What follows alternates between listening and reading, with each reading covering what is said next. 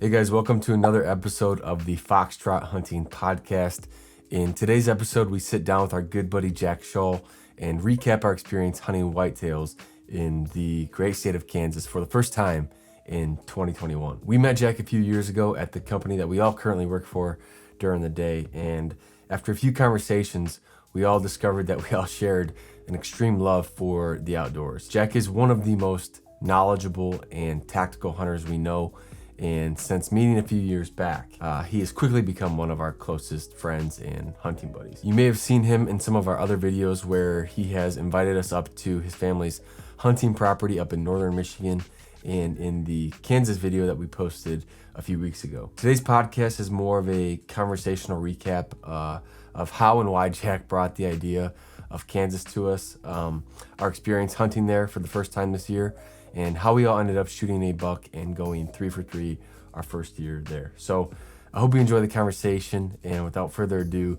let's jump into the episode. Yeah, Kansas has always been a bucket list. I mean, it's the fantasy land state of Kansas, Iowa, and you have to draw tags for Iowa and put in preference points, but did a little research on Kansas and realized that it was a pretty good chance to get into the first year. So yeah, I started diving into it, and I think because of the way we all hunt, we were thinking public land already, but then started breaking down of, okay, where in Kansas do we want to do? Western Kansas, Eastern Kansas, and obviously it's a far drive out there for us anyways, so that kind of factored into some of our decisions. But relative public land, we were looking at, adjacent private land, things like that, records, Boone and Crocker records of where come out, or where deer come out of, and we're looking at some deer density too, because anytime you're on public, having higher deer densities is beneficial when you're on there for such a short period of time too. Mm-hmm.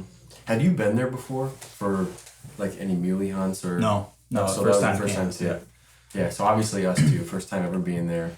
Jack brought us the idea in, when was that? That was like a year beforehand, like November of 2020. Right.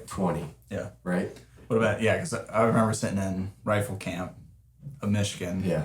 Scouting for Kansas the following year already. That's I right. texted you guys about it. Because that's when you showed us some of the stuff you were looking at. Right. Of like, hey, we should check this area out. Yeah. And right away, I think I told you I'm in. And you were kind of up in the air because you had Iowa planned. You were also thinking maybe Colorado with your dad and brother, right?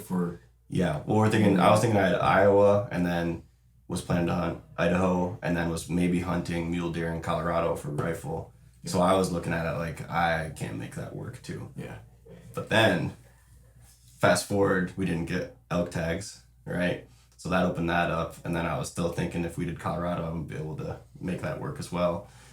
Colorado fell through, and you guys had that call you were doing, like a Teams FaceTime or Skype call, right? Yeah. Like, we're gonna just scout some areas out, and I'm like, I'll just join to see what you guys just join in to like be a part of it.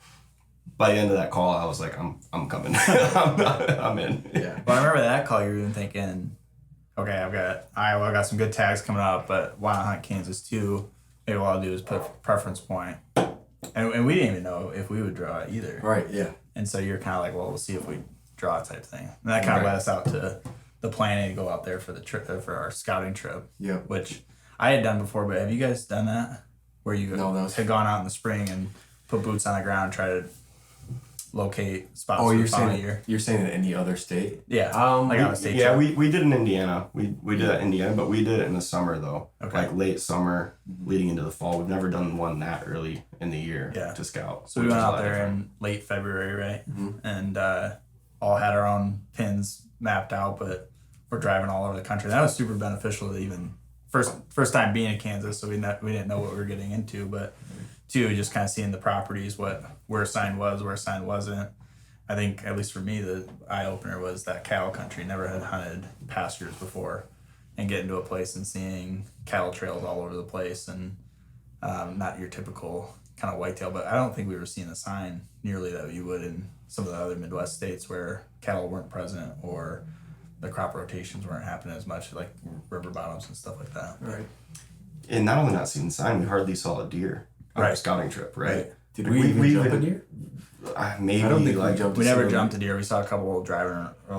At the one piece we did where I found the shed, there was a deer bedded in that cedar area. Oh, that yeah, was across on. Or did we see them? Oh, maybe. We saw those deer going in, and we walked in, and That's what it was, we yeah. saw them further out. Yeah. That's right. Yeah, so we went there in beginning of March, right? Is that End of February? Right. Went out there for a long weekend. Drove out there on a Thursday night. Got there Thursday night, right, and then scouted Friday, Saturday. Came back Sunday. I think we went to sleep about 2 a.m. or something because we got in so late to Kansas, and then woke up at got pulled first over light to got to pulled scout. over on the way there. Missouri, but yeah, we did 2 full days of scouting. So full day Friday, full day Saturday, and we woke up early, got out of the spot right at first light, went hiking. We got back, went to the next spot. We were eating snacks in the truck and lunch and stuff like that. But we hit it from daylight to dark, both days. Oh yeah. I think what did we hit? 6 or 7 properties a day. So by the time that we were done, it was 12 or 15 properties that we had hit. Yeah, I think we looked at our phones and it was like 12 to 15 mile days. Right. If I remember. Yeah. Because I remember we were looking at steps and all that and guessing what we were at. Right. Yeah. But, so we got there. Go ahead. No, I'll say it was interesting there too. Like we've done, pre-trip scouting trips where you're hunting a big national forest and you can park the truck and say, okay, I'm going this side of the road. You go that side of the road. But that wasn't the case in Kansas, right? Yeah. Just with those smaller parcels, it's like, no, we're all looking at this together. So we all covered the same properties essentially. Yeah. We split up a little bit Yeah. on those properties, but Not to fast forward too much, but that was one of the biggest changes for me too when we were there, is we all had our own truck. But like the distance was a huge factor, because it wasn't like if someone shot a buck, if you could be hunting them an hour away from each other, but still in the same unit. Right. That was totally different than anything, I think, at least that we've done. That was right. that did come into play fast forwarding to the fall. But before we get that, so we scouted those 2 days. We ended up finding 2 sheds. I think we found the one I found close to some, I think it was corn the prior year maybe. I don't think we ended up hunting that property. No. Maybe. So we found one there, and that property I think by far had the most sign that we saw the whole trip. Like in terms of rubs, there was a stand there, but there's really beat down trails, and then there was a cedar thicket area basically adjacent to a bunch of ag. And I found a shed tucked under one of the cedar trees. I mean, it was like a couple-year-old shed too. It wasn't a brand new spring of 2020 shed or 2021 shed. Right. So found that one, and then you found one in that river bottom, which is like 90% of what. Well, we scouted more than river bottom, but that's where you found your shed. Yep. And you hunted that. I did hunt one that night, spot. the first night there. Yeah. Right. That's where you went to the first night. Yeah. Yeah. So I think we came back from that scouting trip.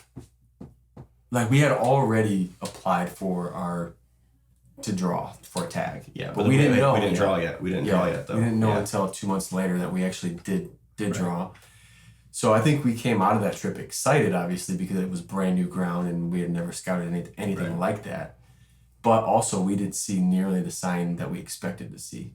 Yeah, I think it level set our expectations a little bit, and at least the way that I went into that trip was a learning of a new area and not viewing it as I've got a tag in one of the fantasy states now. Yeah. But we went out there and I realized, okay, there's not 150-inch whitetail buck on every single creek bottom or something like that. And so when we struggled that hard, I would say that the scouting kind of doubled down even after that, where now I was looking at different areas. So we marked off a bunch of properties off the list. We kind of knew what we held sign, what didn't hold sign, and then, but yeah, I mean, there was a lot more in there. And then going into that trip was, okay, I'm going to try to figure out this type of terrain and this type of hunting in this country, because it's totally different than what we deal with back home. Yeah. The amount of sign, I mean, compared to what we see in Michigan, Indiana, Ohio, the amount of sign was, I mean, vastly crazy how little sign there was compared to those states, right? Yeah. Like in Iowa too, right? Because you started Iowa in spring. And Iowa was absurd. Iowa was ridiculous amount of sign. But there was properties that would walk through there. Like, I don't know if a deer's ever walked through. It's 160 acres. We would walk through a place and not even drop a pin. And then we'd go on the next, because we weren't finding scrapes, we weren't finding rub, we weren't finding trails or tracks or anything like that. Yeah. So so Do you want to break So down a scouting. little bit, like, because you were the one that, when you first brought the idea of cans to us, you had a bunch of pins already at that point. Right. So, like, looking back on the pins that you initially had set versus when we actually went there in the fall, was there any, like, difference that you noticed in terms of, did you hunt a lot of those pins from the spring, or did your tactic change after we scouted in the spring and then went and hunted in the fall? Yeah, I think what we found, let's say it was 15 properties. I think we found like maybe a third of those or 25% of those were actually like core spots that we didn't even think about going back to. But what I realized in there is that we got to look at different areas outside of there too. And when we go back in the fall, it's going to be another 15 properties that we're going to have to look at to get through to that one or two properties. That's really good. So that was my biggest learning, and like not necessarily different terrain aspects of it. I was looking for a little bit of everything, a little bit of river bottom, a little bit of ag, a little bit of pasture in there. So I was looking for properties that had all three of those. Yeah. But realized that we had to look at some totally different areas too. Yeah. Then we can get into hunting too in terms of when we got there, what changed too. Oh yeah. Yeah, so spring scouting trip, end of February. We didn't hang any cameras either. Right. At all. And I think after that trip I said I wanted to go back in the summer and hang some cameras. It was I forget, 10 to 13 hour drive, whatever it was. Right. So we didn't end up doing that. So we didn't have any summer camera intel, just the spring scouting. And then we went there in the fall, and we all came from different places. So you came from Michigan. I was actually in Indiana on a long weekend hunting trip with Joe and a few other buddies. And then you were coming from Michigan as well, right? Right. Yep. But you were in Wisconsin and Minnesota. We don't need to go into those. Right, but those were like a week or two prior to that. So I was home for a week before. Yeah. Heading out. So we went to Kansas the first week in November. Yeah. So we got there Halloween, October 31st. Right, on Halloween. Yeah. You got there a little earlier. Yeah, I got there on the 29th. I got there on the 30th actually, the morning of the 30th that Saturday. Slept in your truck for 2 days. I think I told you guys this, but like sleep in your truck one night during a drive, no problem. That's fine. Yeah. Like whatever. Get in your truck, sleep in the parking lot, get out, drive. But then the next night was terrible because all my hunting stuff is all spread out in my truck. Then I got my sleeping stuff to sleep for that night. And it was just like, I should have spent I was too cheap. Yeah. Should have spent the $80 for a motel to get one the second night because I was ready for the Airbnb the third day there. And so did you hang that? So we didn't hang summer trail cameras, but then when you got there, I know I brought three cameras. You brought 3 cell cameras. Yep. And you hung one. Did you hang one the first night, or was that the second night? No, I hung one the first. I hung 2 the first day.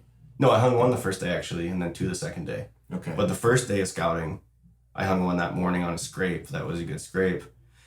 And that night, I was sitting at a Mexican restaurant, whatever, cheap, eating dinner, and I get a cell cam, and it's a great buck. Texted you guys, first buck picture, and sent it to you, and Jack's like, no way. No way. Like the first night you get a picture like that. So that was like a good, encouraging for the start of the trip, you know? Yeah, but so if you back up before, like we had talked about this before we went out there, but you arrive in camp, I feel like a lot of guys on an out-of-state trip are putting time in the stand, especially because we had gone out there in the spring. So I think for a lot of people listening or watching this, they'd think, okay, already found a handful of spots. That's why you went out in February, so that you didn't have to scout in the season. But we kind of went out there with the mindset that because the country was so vast and we weren't finding sign in predictable areas, the first 2 days of there were going to be dedicated 100% to scouting and finding hot sign spots where we should be sitting the rest of the trip. So, I mean, you had 6 hunt days, but you spent 2 of them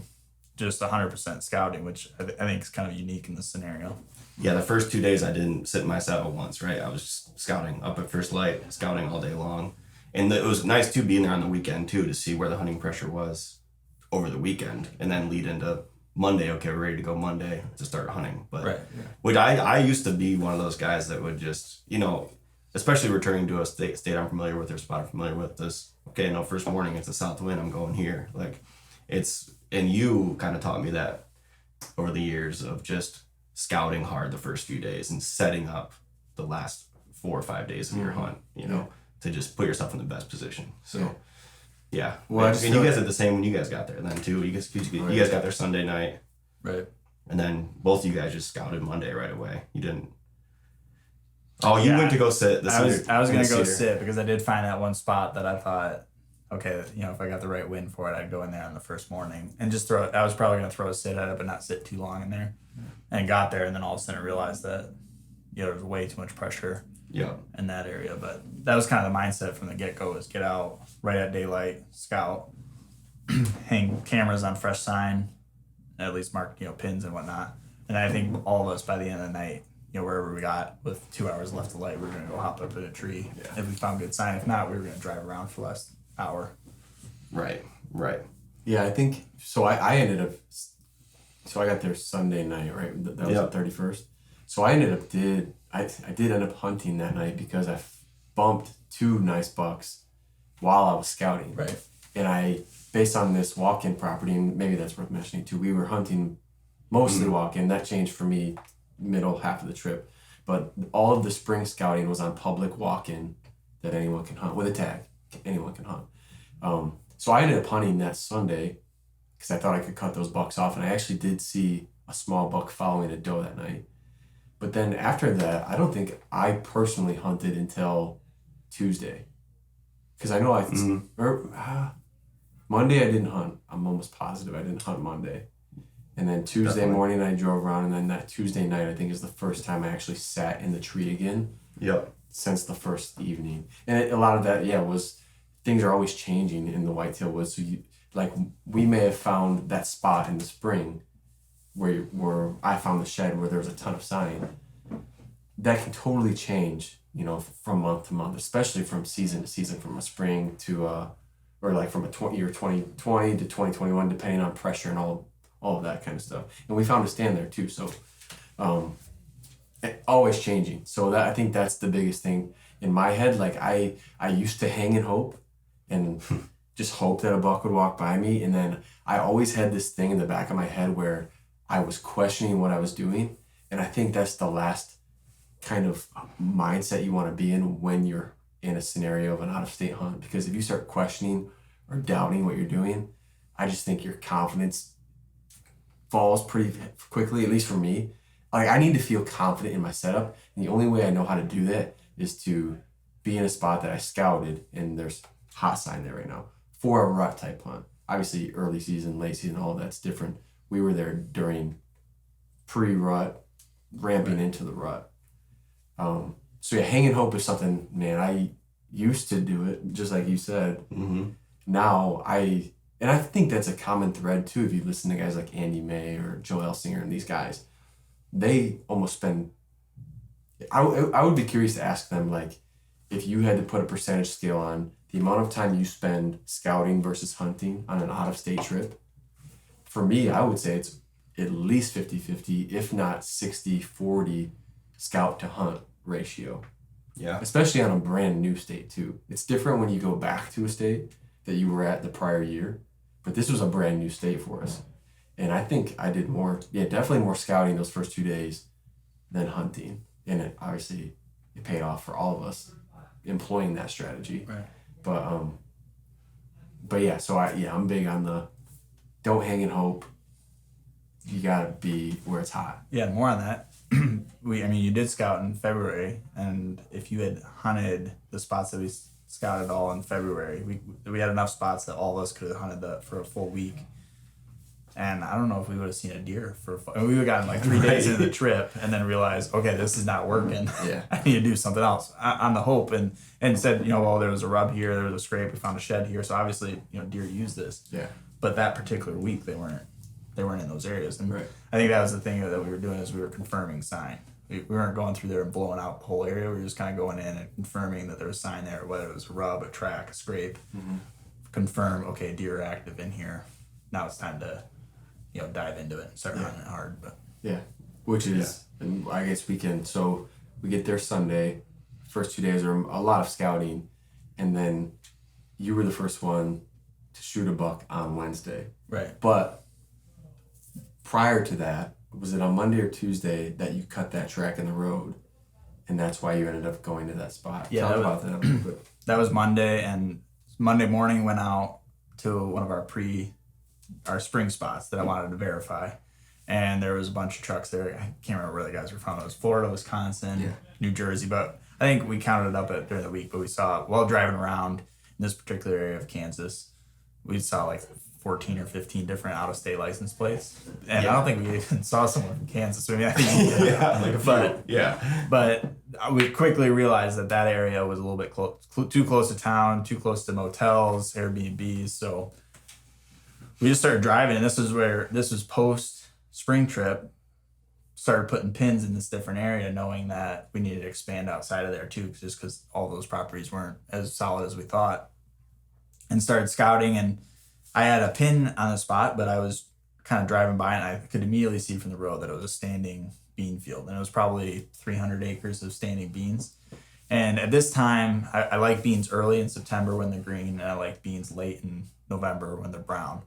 But I don't really clue into beans in between there. I really like to be on green fields or standing corn at that time of end of October, early November.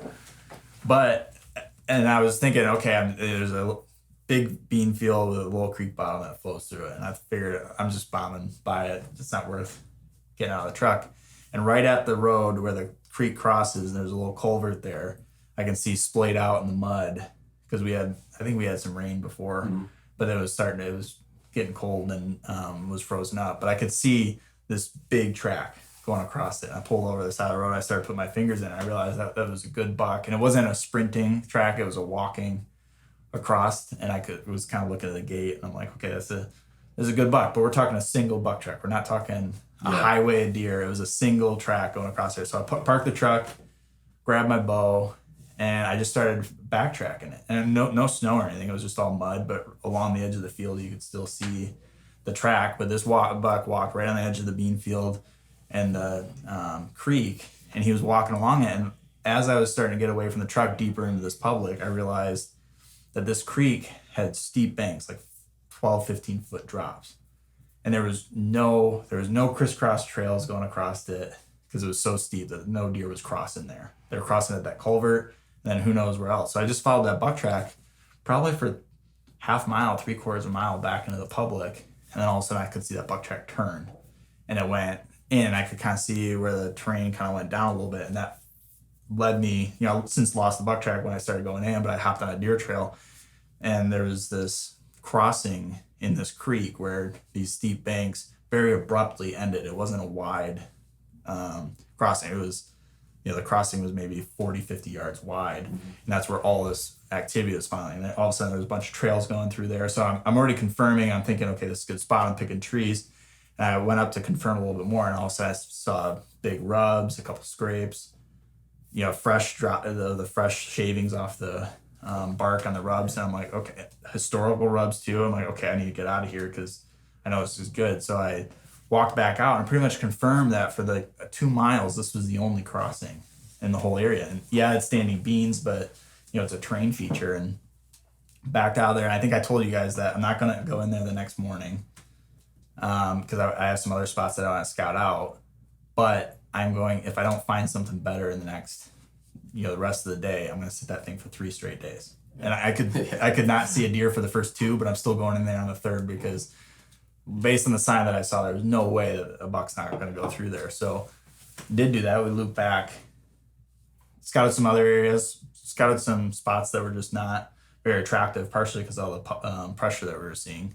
So anything that looked really good from an aerial, there was 3 trucks sitting there. Yeah. Ended up running into a really good buck that morning, that Tuesday morning, that following, so our second day of the trip, right at first daylight, and I just couldn't shoot him. It was probably 4 minutes before legal. Right, yeah. And I mean, he was a 10-point. He was every bit of probably 150, 160. Yeah.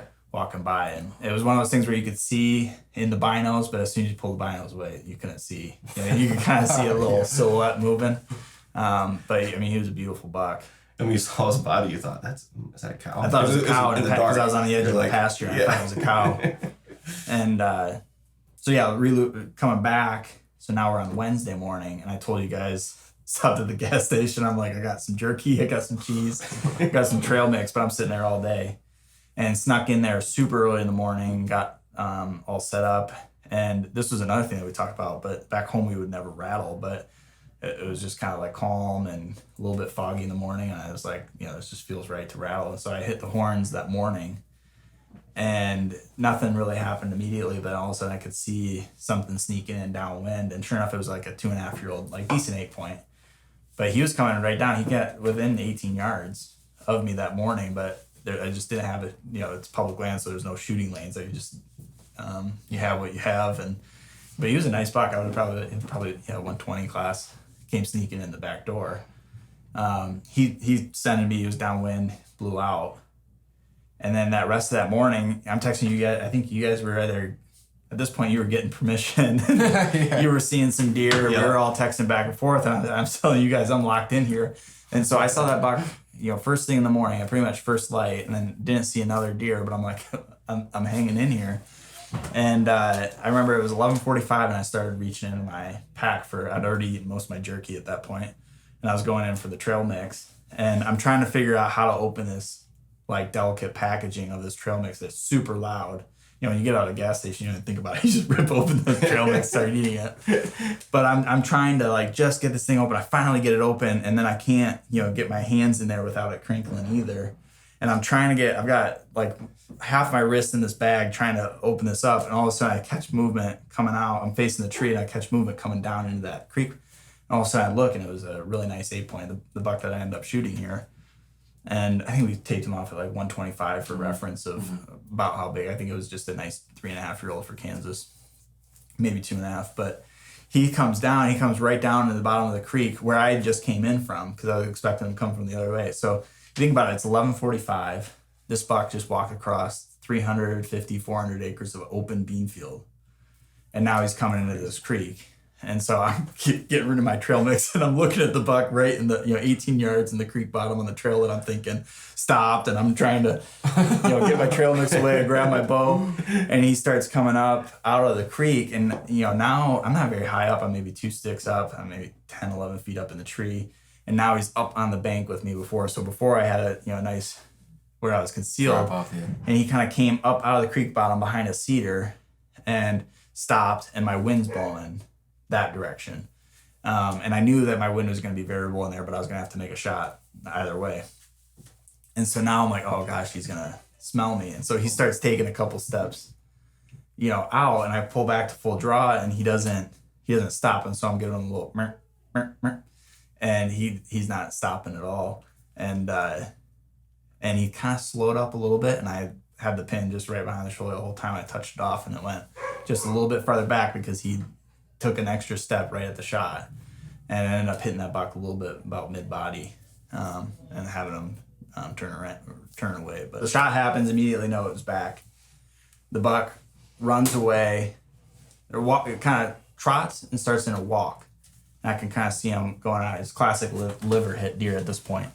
And the buck goes away, and all of a sudden I kind of lose him in grasses, and all of a sudden I can't see him, but I can see his belly. His belly's facing me. So now I'm pretty pumped, because anytime you see a belly of a deer that you just shot is a good sign. Mm-hmm. But I could tell by looking through my binos that it was still moving a little bit. And I think I'm texting you guys at this point, but I'm just absolutely losing it in the tree. And I'm like, I don't love my shot, but he's, he dropped there. I just got to give him time. And at this point, it's noon at this point. I'm like, I'll stay here till dark. I don't care, however long the buck needs. But I'm looking at that buck after texting all you guys, and all of a sudden I feel the wind come behind. At this point he's 60 yards away, so you're gonna lose. It's like, do I get out of the stand? He's gonna see me, or do I stay here? My wind's shifting towards him at some point during the day, and he's gonna get up. But I felt that wind hit me, and all of a sudden I'm looking at binos, and I can't really see his belly anymore. And that's where I told you guys I started getting nervous. So sat till dark, found the arrow covered in blood, found a good blood trail, and then you guys came back out that night. We kind of did some searching there, but didn't find them that night. Fast forward the next morning, I go in there solo because you guys are out hunting that morning, and I realized that he was actually on the other end of the creek. Go in there, find his bed, and now I'm starting to kind of pick things apart of where he could have gone. And I'm looking at the topo too and seeing where he is. So I started gridding this creek, and again, I'm at the widest portion of the creek, but where he's going is only maybe 10 yards wide, so it's super easy to grid back and forth. in the back of my mind, I'm thinking, just don't go out into the open bean field and die, because there's no way I'm going to find them. Right. These beans were belly button high. There was no way I was finding them. But I just started picking that creek bottom the whole way up into a finger, and I couldn't believe it. But I got 450 yards from the shot, and I see a body down there, and he was completely, he expired that night. Yeah. But he went about 450 yards from the shot there, and was all by myself. I started texting you guys and super excited about it. But yeah, and that's like back to you could be an hour away from somebody. That was like the toughest thing about Kansas for me. It was like, you shot that buck and I look at it, or I think maybe you looked at it, and on the map we were 45 minutes from you. Right. And it's like, golly, like, did we get down? Like, we were still hunting in the tree too, but I think we were thinking like midday we'll get down and go help him. But then you look, you're like, well, it's an hour and a half there and back. And then you don't have a lot of time to. Right. I think I found that buck at like 9:45 in the morning. And so, you're thinking, okay, like, found it in the early, we can make adjustments. But you're sitting there hunting to the end, and you were seeing some deer that morning. You're like, it's an hour for me to get you. So, and you want to go back. So it's a 2-hour round trip for you, plus helping me get it out of the woods. So I'm like, don't come, because you're not going to be able to hunt your evening. And then you were on deer, and you were planning on to sit all day too. And I was like, don't worry about it, guys. And gosh, that was a bear getting that buck. Because I think in total it was like a 850-yard drag. By yourself? By myself out of there. Oh. I can't remember what the rules in Kansas were, but I thought about deboning that buck. Oh, yeah. Right there, and decided, I couldn't remember if you had to drag him out for the carcass and everything. But I remember you sending the picture of you backing up to him, and there was the picture you sent us of him on the ground, like through your rear camera on your truck. And I was like, I think we were on bucks, but I saw that, I was like, gosh, man, it'd be nice to shoot a buck right now. Because that was Wednesday. We had been scouting and hunting a little bit for 3 solid days at that point. And I had just come from Indiana too, so it was like a week straight of being in the tree, and I'm like, man, I gotta make something happen. Like, Jack got it done. And the thing about that too, so when you found that track in the road, I met you, because I wasn't actually that far from you at that point. Right. I met you, and you told me about it over the phone, because you called me. I was like, all right, I'll be there in 5 minutes. So I drive to you, and I pull up, and it's kind of like misting and raining and stuff. And I'm looking for the track, like, in the road, because I'm like, I want to see where this is at. And Jack had kicked the dirt so that nobody else would see the track. Like, if there was another hunter in the area, Jack, they were not going to know about this track. Which, I did everything short of taking a branch and shuffling it around there. But I just wanted to look like someone was scuffing their boots. I didn't see it. Yeah. Oh. I think the other thing that stands out too for me is that, like, you found that spot, you had that plan to go back to it, right? But the day before, you saw that giant at first light, right? So you saw a 160 class buck at first light, before first light at the other spot.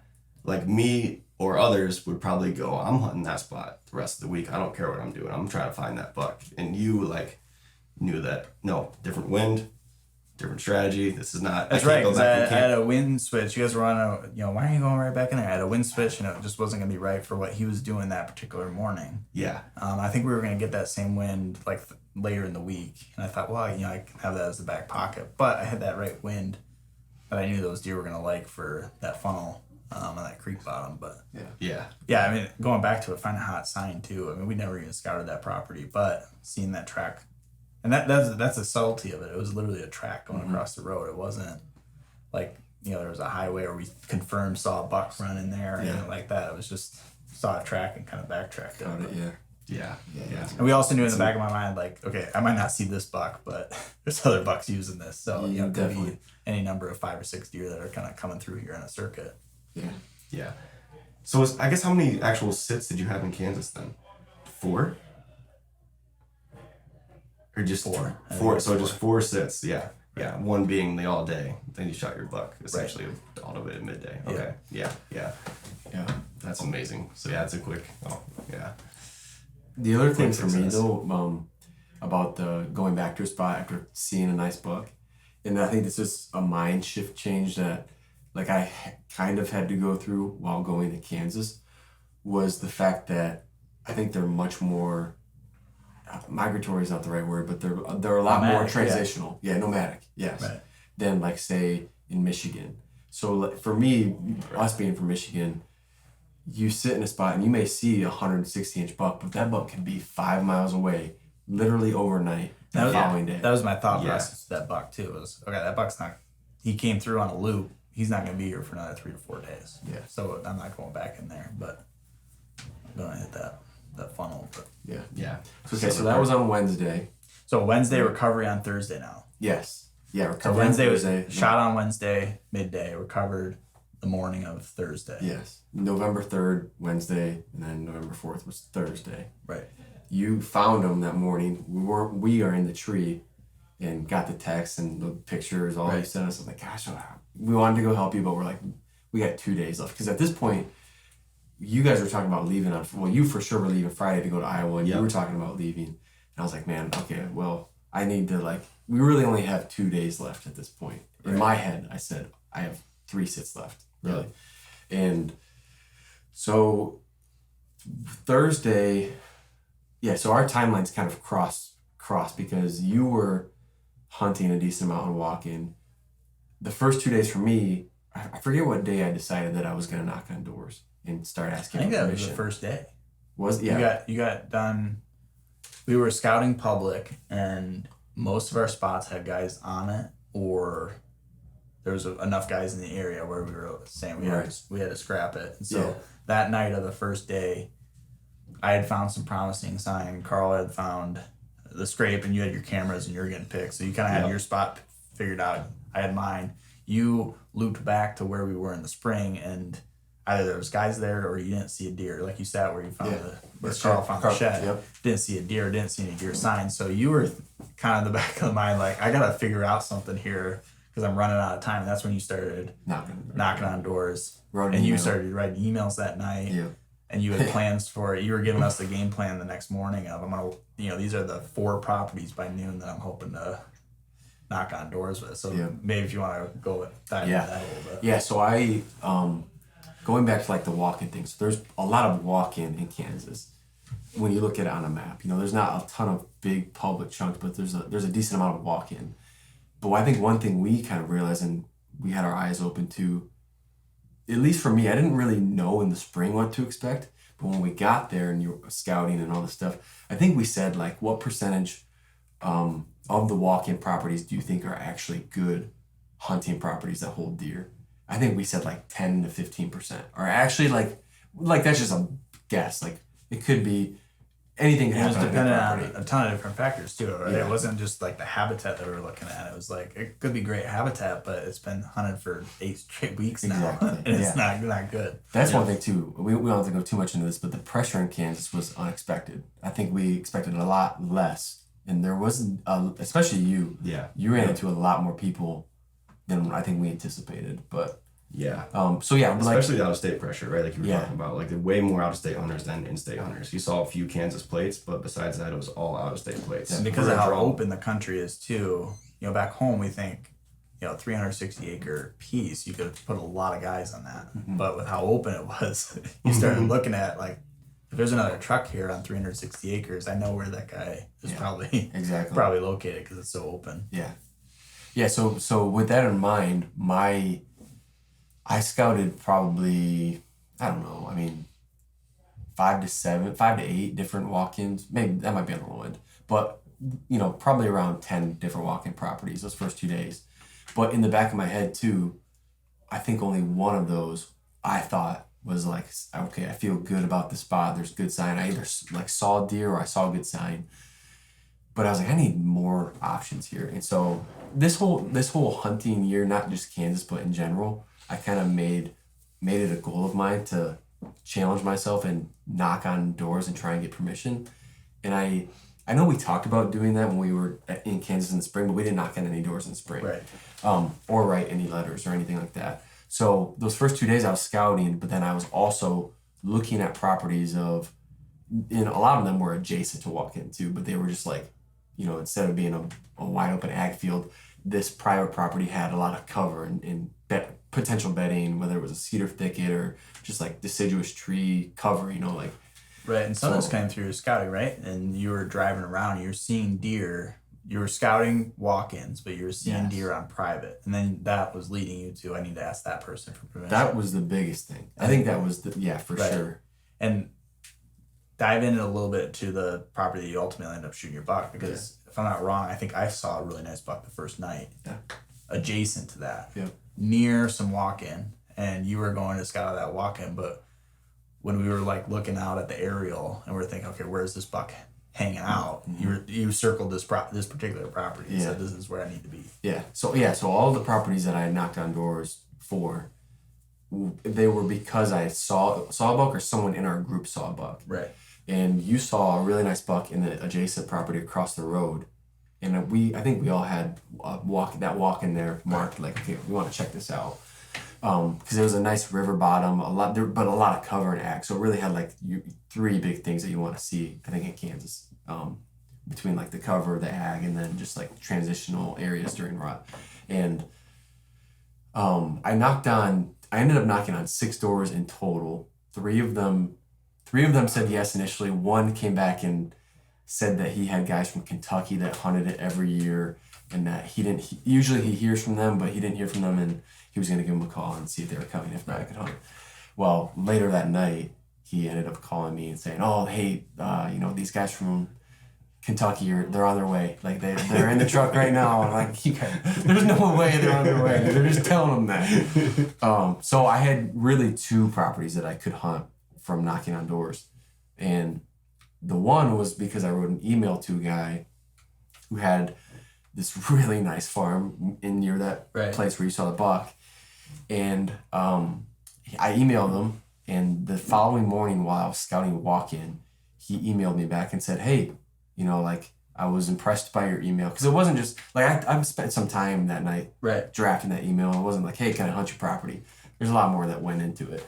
He ended up emailing me back, but said that the farmer was like moving cattle in that area and that he was okay with it, but he wanted me to check with the farmer. Right.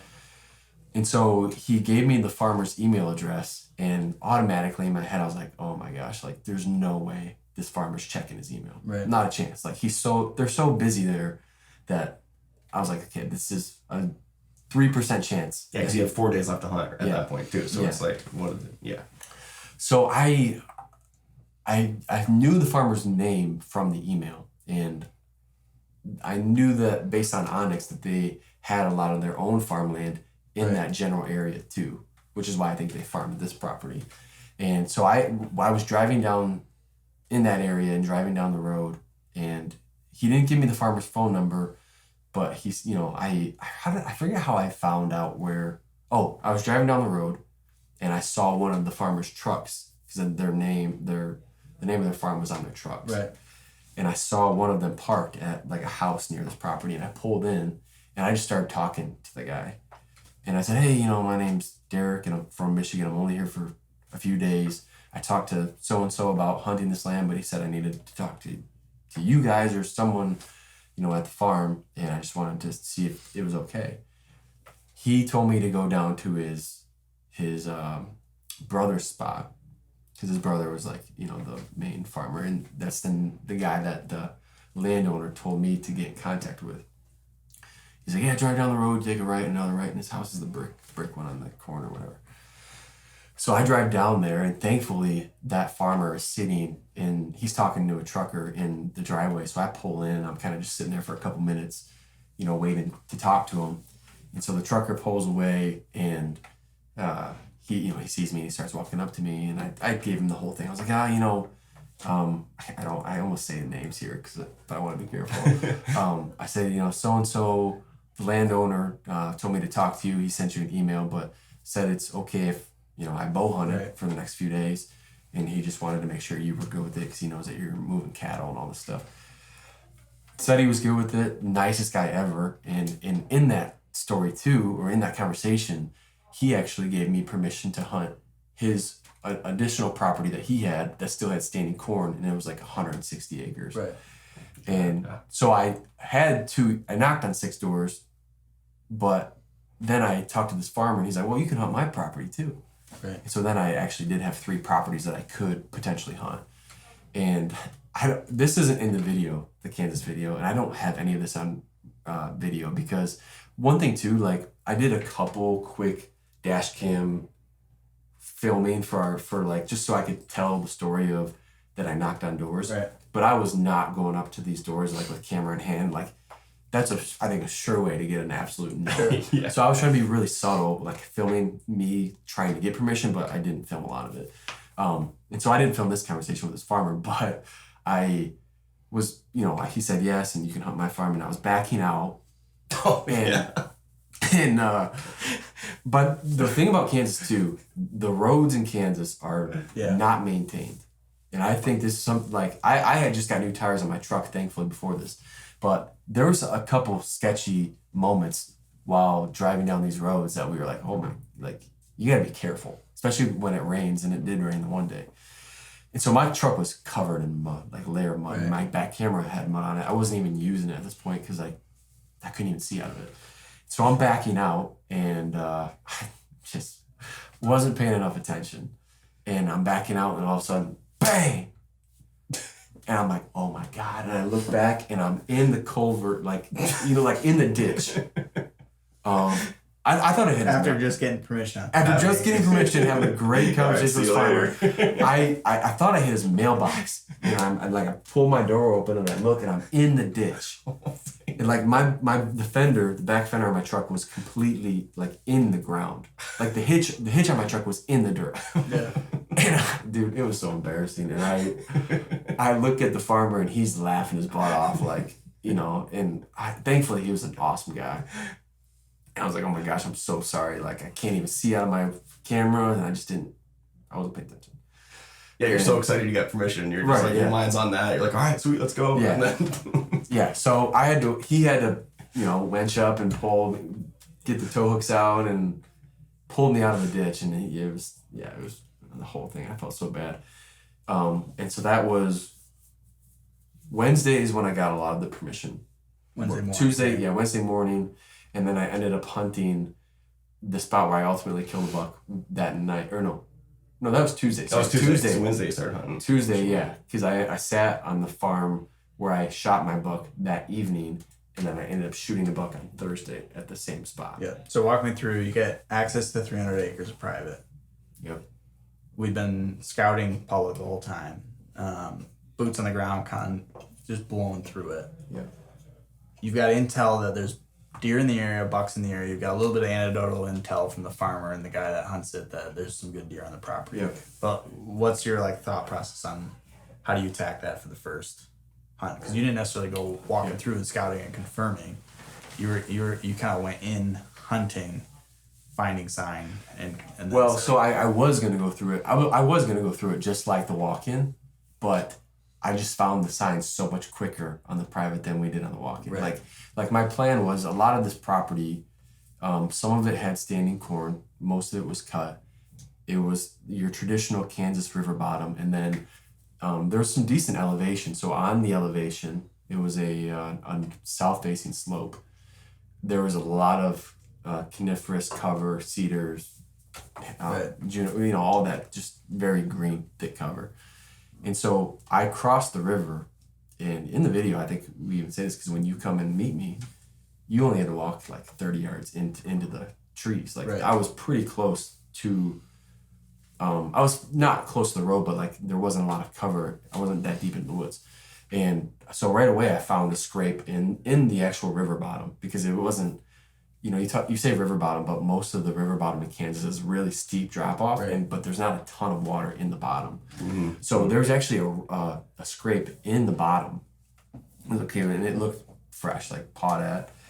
And so I continued, found another scrape, and continued, and I saw a scrape right down of where all this thick cover was. And I remember just looking at where I was on the map on Onyx and saying, okay, I know that this is kind of a pinch because I have standing corn here. Behind me is the creek bottom. All in front of me is that thick cover bedding. And I can see I had a scrape in the river bottom, scrape coming up out of the river bottom, and then a scrape where I was suspecting the deer to be traveling, especially bucks, like downwind of that thick bedding. the wind that we had, it was perfect. It was on the leeward side, and I just seeing that scrape, I was like, that's got to be a hot scrape right now. So I didn't approach it too much differently than walking. It was just I found so much sign right away that I set up right away. Right. The following day, I did explore a little more and sat in a different spot and just found scrapes all over the place on this property, right, which actually made it difficult to determine like where should I be sitting. But in terms of approach, I didn't take it too much differently, right, all that differently. But so I sat up that night, saw a buck come into that scrape, half rack, pawed at it. It's cool. I got cool footage of it, and then I set up a camera there that night just to see what was coming through there. right. But I pulled my set and planned to move down a little further the following day, which is what I did. So then that's Wednesday. Now I'm sitting in a different spot. Wednesday, same property but different spot. And looking back, like I told myself I was gonna sit that scrape all week.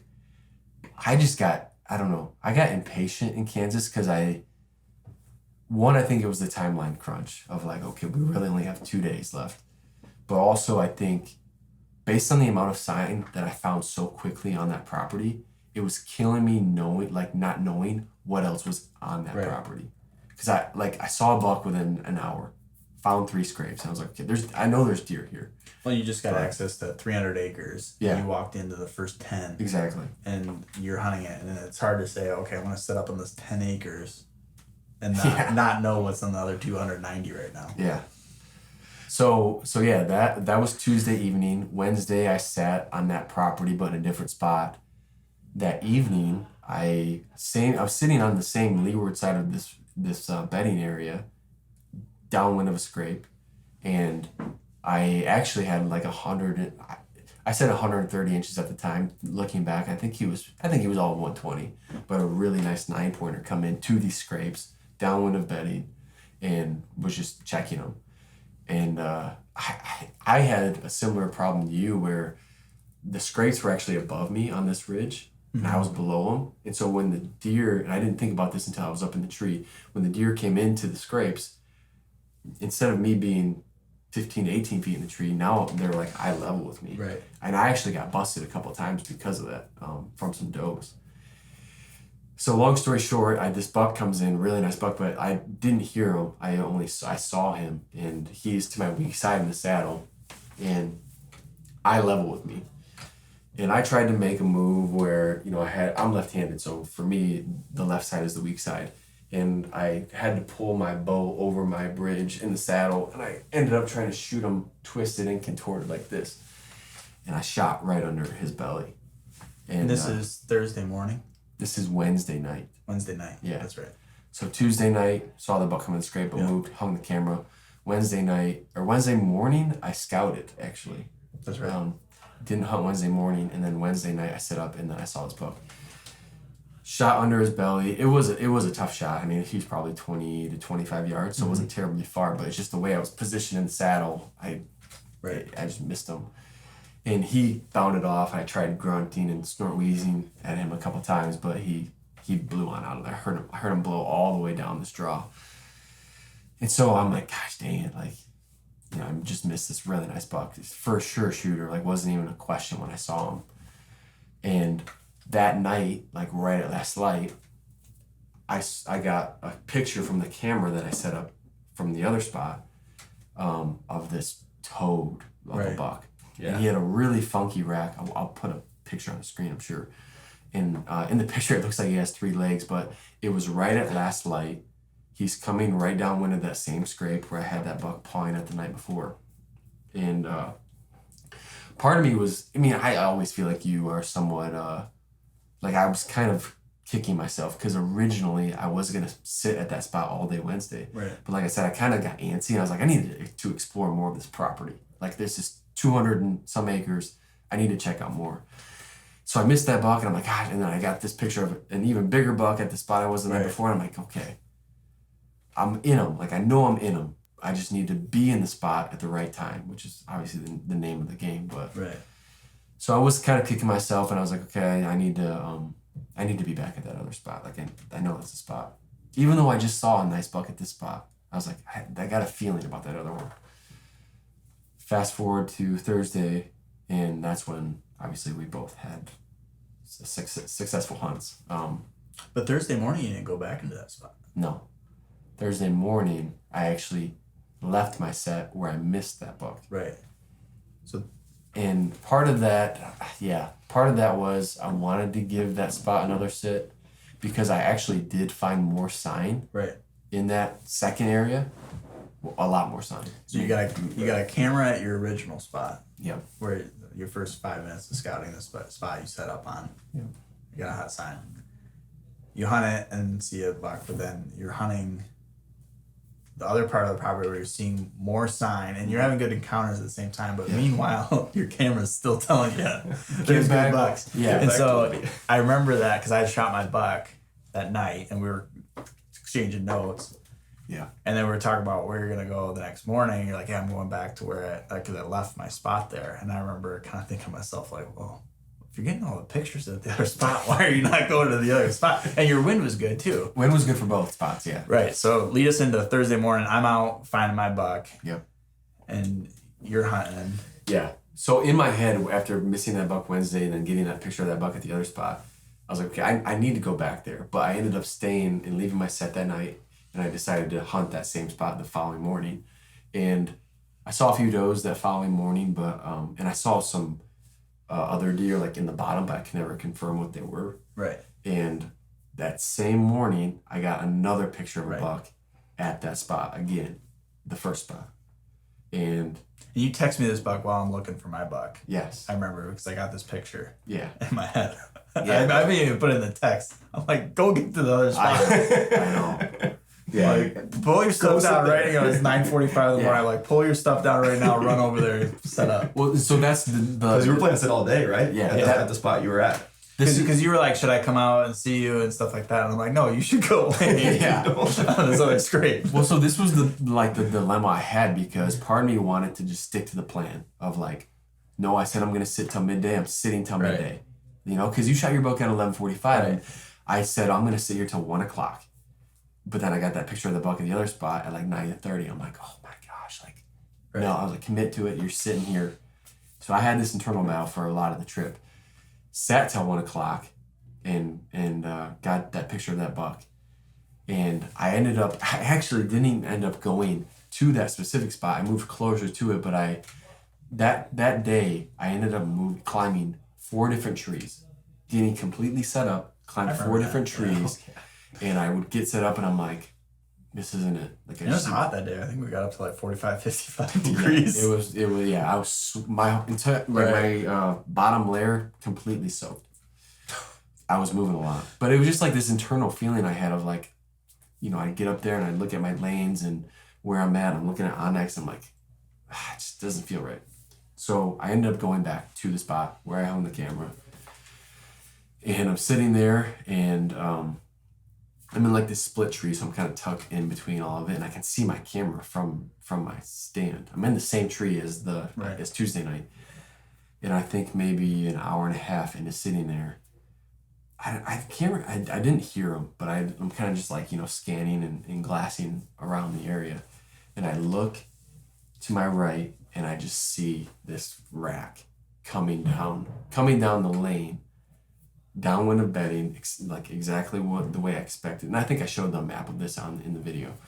But exactly kind of where I expected deer to be transitioning.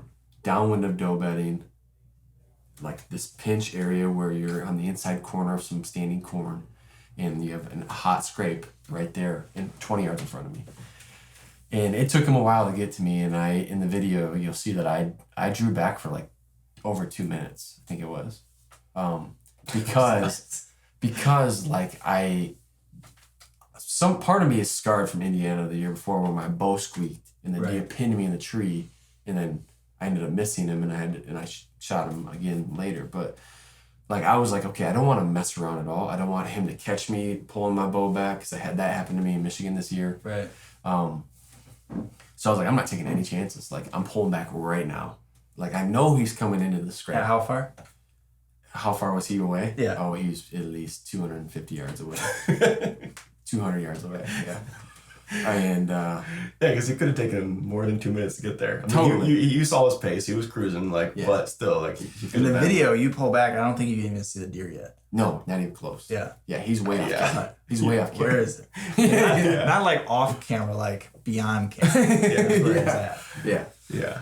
Well, and that's something that I do practice too, is like just those long holds, just for like an endurance practice, but just in case I'm in a situation like that where I know that's my only opportunity to draw back. I would have had other opportunities, but I was like, I'm not risking anything. Carl and I were watching the video. Like, I'd pull back there.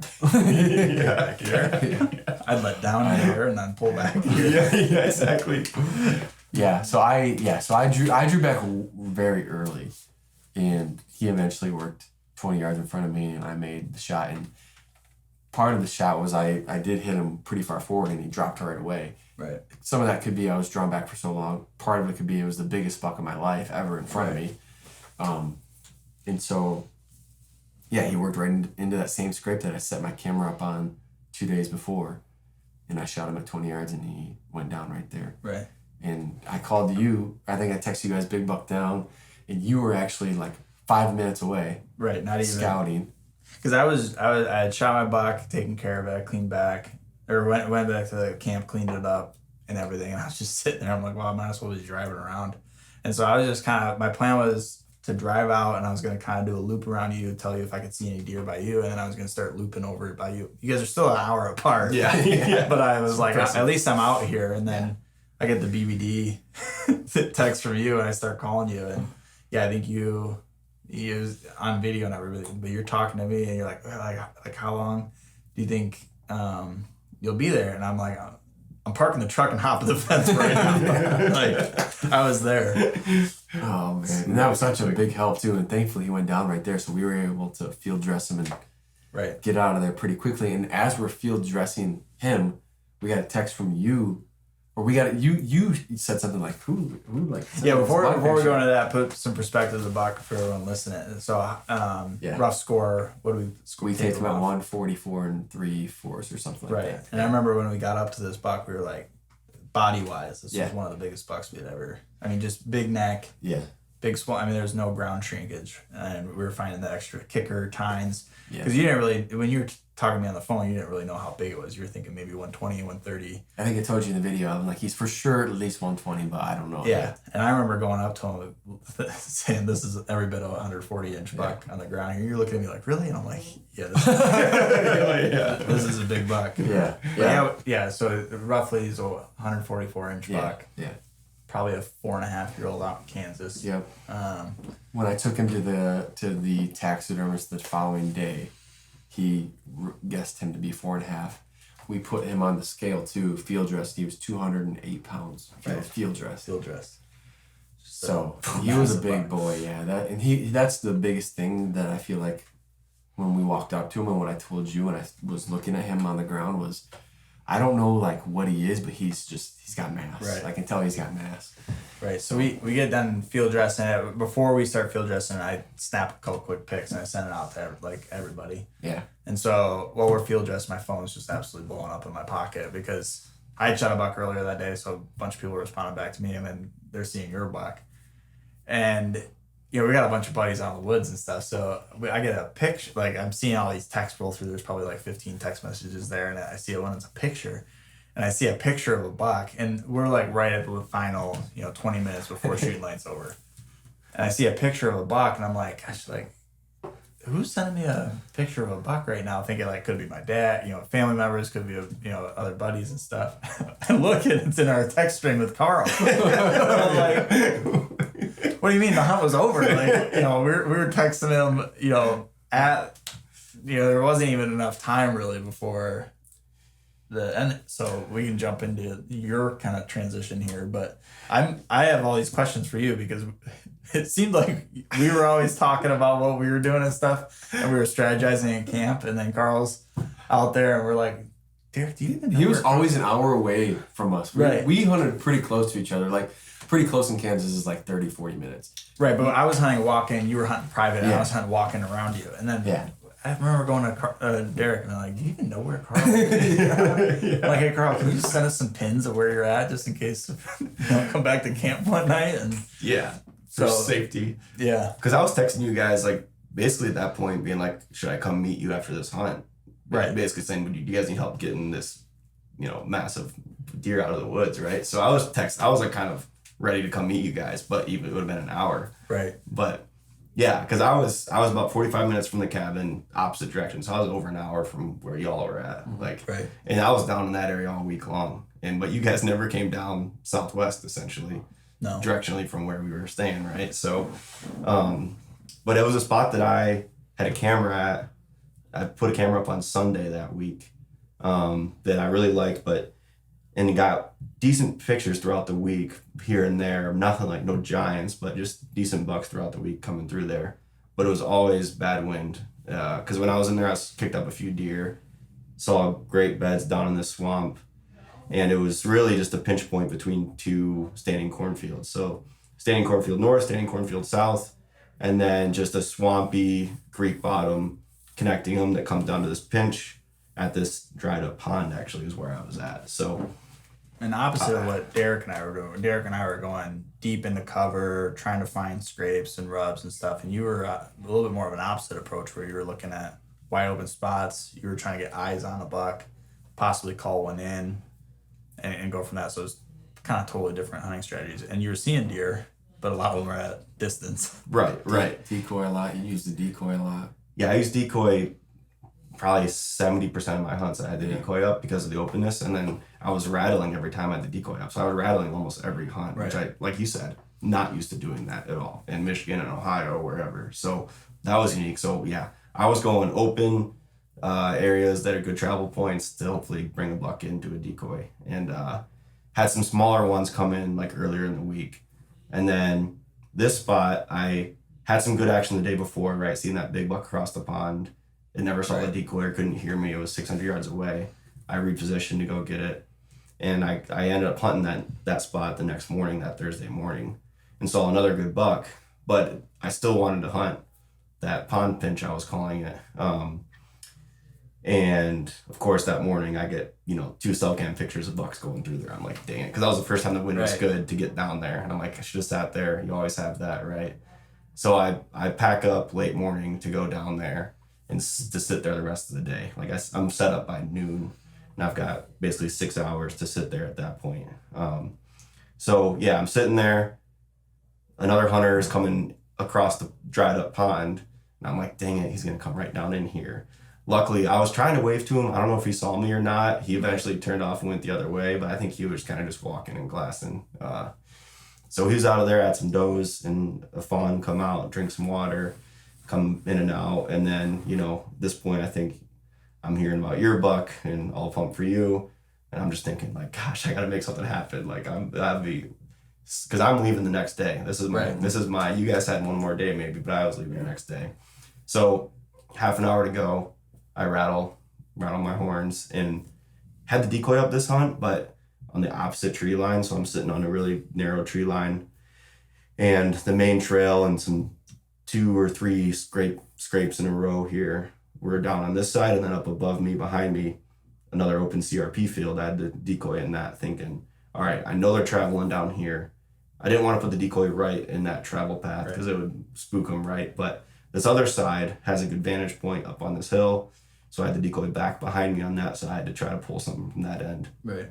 If something was going to cross up on top of that CRP. So you had your option A in front of you, and then what was kind of cool about this was you had the decoy as a plan B, where if you didn't have a decoy in that scenario, there's no way that you're going to get a buck coming across. But you kind of have that as a fallback option. Right, because of different levels and how thick it was, kind of in the middle. That wasn't super thick, but yeah, that decoy was not going to mess up that travel. So it was kind of nice. It like opened up having 2 options and one, like 2 strategies in one sit, right? Like, it's just added one more thing in your favor, right? When you're going in a hunt like that. Exactly. So I was feeling good about it, and so I rattled half an hour to go. So right at sunset, I'm rattling, and sure enough, this buck comes out of the swamp area right on top of me, right? And he is... Do you think he was bedded in that swamp? Yeah. When you set up? I think so. And honestly, I mean, it was about it was 10 minutes after I rattled, so he could have been coming into the rattle, but he also may have just been getting up out of his bed. It was pretty windy that day, so I don't know if rattling actually like what has brought him up and out, but I think he was for sure bedded down there. So he comes out same way the doe did on this trail, and I'm like, oh, perfect, 25 yards, 27 yards, draw. And what's your thought process? Like, I've shot a buck, Dee's shot a buck. You're probably sitting there thinking, like, there's no way this is going to happen at sunsets. And now a buck comes out of the swamp. Like, what are you thinking when that happens? Oh, yeah. Before this happened, my mind is, gosh, like, I got to make this happen. And my plan originally was to leave first thing next morning to drive to Iowa. But I'm like, no, I'm so close. I feel like I'm getting closer and closer throughout the week. And I decided I'm going to leave my stand set and come back there the next morning at that point. It's like, I'm going to give this one morning sit. So at this point, I'm kind of already thinking about my next day, right? Like, what am I going to do? But then all of a sudden it happens. And, it's like, that's what I love about hunting, right? You go from ultimate relaxation to all of a sudden my heart's racing. Like, oh, it's time. And all comes down to 30 seconds, right? So buck comes out, I draw, and didn't even have to grunt at it the first time. And it stopped, and I shot right underneath it. I couldn't believe it. A 27-yard shot. Like, my pin was set on 25, and I'm like, I missed right under him. And he spooked off, but not far. He just did a little loop. He didn't know what happened. He was a young 8-point, And I'm like, no way. I'm trying to get my arrow out of my quiver. And I got to figure out how to get my quiver set up better. Because, like, I always got to grab it with two hands to get a back quiver. Launch and look into that. Yeah. So I get another arrow knocked, and he's kind of back in the woods and looking, and all of a sudden he starts coming right to me again through the timber. I'm like, no way. So he comes even closer. Lucky as can be that he came closer. And he can't see your decoy. No, he may have. I got to look back at the footage and see if he was looking that way or not. He was really aggressive for... Because that was what I was wondering, too, is did he see your decoy and he was actually coming back thinking, oh, that, like, something happened, a twig snapped or, something abruptly happened, but there's a deer right there. I'm coming back to kind of see what was going on. I'll look back at it closer, Jack. That's a good question, because he was way more comfortable than he should have been, right? Yeah. Like, in that situation. Like, so, yeah, he may have seen... I'll look back and see if he was looking that way or not, but second time he came right underneath me 15 yards, and I grunted at him and zipped it right through him. It, like, felt great. Just a shot where you're like, you see the arrow, you're like, that felt great. And then again, he, like, curls around and stops, and I'm like... Then I'm in my head like, wait a minute, did I just, like, what is going on? I just missed that buck. And I literally said, like, what the heck? Like, did I miss him again? Like, no way. Looking at my arrow standing there, and then all of a sudden he, drops right in front of me. And then I was super pumped. I couldn't believe it. And texting you guys. And then the other buck came in across the way too, which always, I don't know how this has like happened to me multiple times, but then only one buck tag, of course, there. But had another good 8-point, not a giant, but another young 8-point come across and came right underneath me with the doe there. And he probably saw the decoy too from how far he came across. Right. And, it was cool watching him, but then he eventually got spooked by my buck that was down right there. Right. And yeah, it was great. It was awesome. But then you guys, I was texting you guys, didn't know where I was at all. Yeah, You're like, drop a pin and like, do you want us to come over and get you? And you're like, no, I really don't want you knowing about the spot. Exactly. Yeah. No. Keep it secretive. And but yeah, that was a weehaw, and it was a bow only weehaw. And so yeah, drug him out, not quite as far as you had to drag, and not as big either. So yeah, drug him out, and it was surreal. I've never been on a hunting trip where you're 100%, right? On a public land whitetail trip, 100%. I've never had that happen. Whether it's 2 guys or 5 guys, like, so that was cool. It all happened so quick too for us. From the time that I found mine to the time that you two had shot yours was, in an 8-hour, 10-hour period of time. Yeah, right, insane. Which was wild, but I always have that. I don't know about you guys when you're set up in a deer finally, like the first time that you see him, and then all of a sudden the buck's like that realization that it's gonna come in a range and I'm gonna have a shot opportunity. I don't have like this panic, but I always have this like, I can't believe this is happening. Like this is gonna happen. But then I'm like sitting there thinking like, that's why I'm here. Like I'm on the creek crossing. He's doing exactly what I planned this out. But you probably have the same thing. You're like, I can't believe a buck's coming out of the swamp. But yeah, it did just rattle 20 minutes ago, and that's what I was hoping would happen. But every time it doesn't matter what it is, but when right before the moment of truth, I'm like, I can't believe this is happening.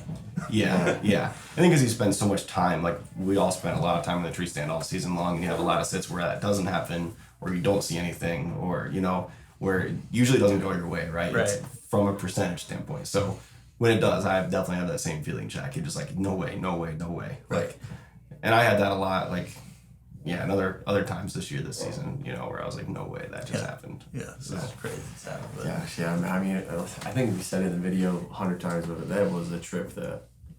So here's the thing: are we going back next year? You're not. Are we going back next year? I want to go back. I want to go We back. can make it work. I think If we draw, yeah. I think we go in to draw again and maybe go a week or two later than when we were down there. Yeah. When some more of the corn is taken down, but if not, I want to go back next year. But if not, definitely gotta go back when Jack can go again. Just I want to go back every year. How repeatable do you think that is for 3 for 3 or 3 for 3 on the caliber bucks that we shot? Oh man, I don't know. It's hard. It's hard because we all saw good bucks too, but it's wild that you can see so far there, right? Like right. You see great bucks, but getting into bow range of some of those bucks is really hard to do because even in Kansas, unless it's a great terrain feature like you saw, where it's like, no, this is their crossing point. Like where a lot of times you're looking at rolling hill, open bean fields, open CRP, some creek bottom. So it's like. Getting into bow range is obviously still what I tell people is that the 3 for 3 is probably a little bit of a misrepresentation for the area. I think it's repeatable. I think that you could go out there and 3 for 3, but I don't think we found a honey hole of the last best spot in Kansas where it's just consistent that we could do the exact same thing. You could show up in the exact same tree every year, shoot a buck. I could go to the same creek crossing every year, shoot a buck. Like, I don't think that I think we could go out there and you could realize there's cows in the spot that you hunted. Yep. The farmer moved in cows. They've been there for 2 weeks. There's no activity there. My spot, could be a turned over bean field or, someone else found that spot. And there's just certain things about that I think how the process that we did things is repeatable. Yeah. But I wouldn't say it was like a cakewalk that, now that we found these spots, we've got these honey hole spots that we can just return to year after year. I don't think that's the case out there at all.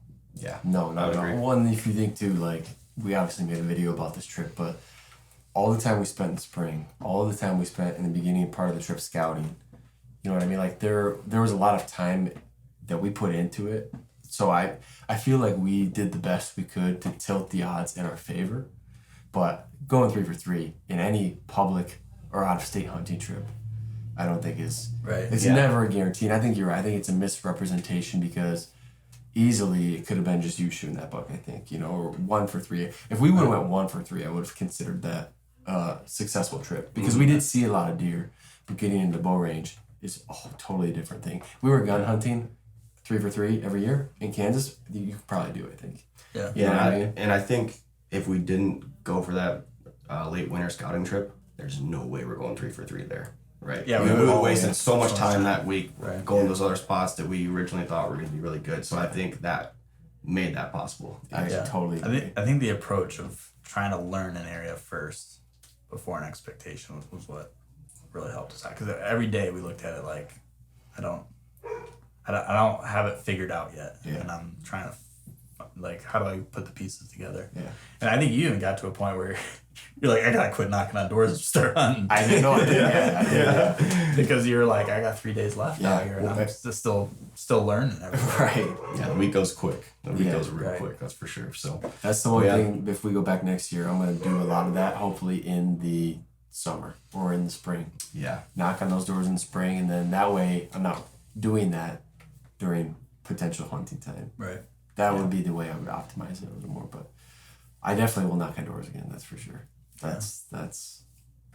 Result. After that result, and just like this. I want to do things that are uncomfortable. I feel like the public thing, we've done it for so many years that walking into where anyone can walk in is comfortable for me now. Mm-hmm. So I want to do something that, and just like the popularity of public now. I think there's a lot of opportunity for door knocking permission. Like, I didn't pay a single person for any of the land that I hunted on in Kansas, and no lease, nothing.